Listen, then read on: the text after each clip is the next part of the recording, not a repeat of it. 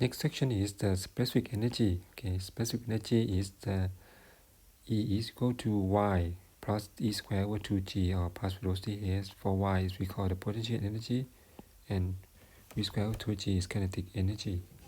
Okay. And from the above equation, we can write equation of E1 plus E2 is equal to the difference of SF subtract S naught times the length.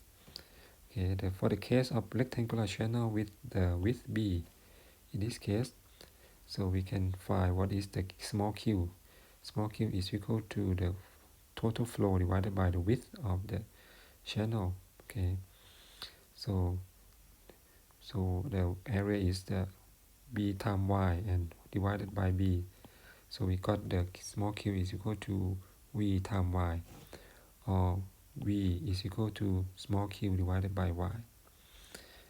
And from this above the specific energy, we substitute V in equation. So we got this equation. This is specific energy is a function of Y square. Okay, and we can plot from this equation. We plot the curve graph between the specific energy and Y. Okay, this is Y and with the E specific energy. So we got this curve. Okay, this line for Q, different Q. This Q is the Q prime. For this Q double prime is greater than Q prime. Okay, we got another line. And if we multiply by y power 2, so we got this equation is y power 3. Is we can, if we solve this equation, if we got a 3 solution, y sub, and y negative. So we can look at this. We got C3 solution. This point we call y sub. Sub it means subcritical flow is a supercritical flow and the y negative. So we have 3 solutions. Okay, the negative root has no meaning, so we just neglect it. And for the last value of E, so it's a very deep channel. So for the velocity can be go to 0. So in this case, y is equal to infinity. Okay, and for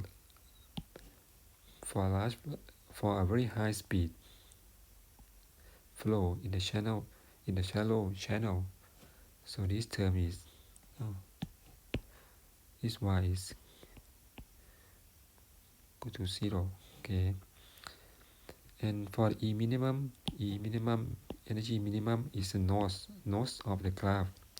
At this point, the foot number is equal to 1, or is a critical depth. Okay, graph above this point is the supercritical flow. Okay, and graph below is point we call the supercritical condition. So this shows that is the separate line between above this line is the subcritical flow, and below this line we call the supercritical flow. Okay,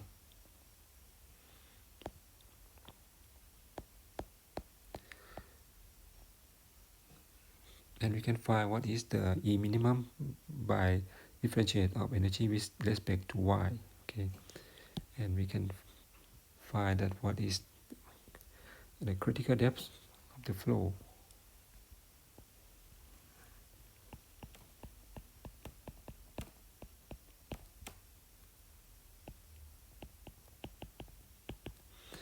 Okay, and this is for E minimum is equal to 1/2 of y by c. So that is at this point that what is yc is this point. This is yc at the nose of the curve, and this is E minimum. Okay, and that is one for the friction foot number is equal to 1. If we can prove that foot number at this point is equal to 1.